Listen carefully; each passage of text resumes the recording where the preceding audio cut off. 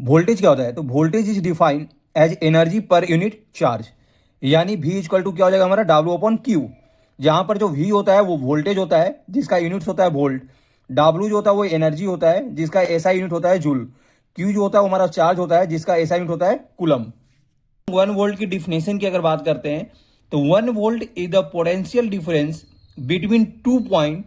when 1 joule of energy is used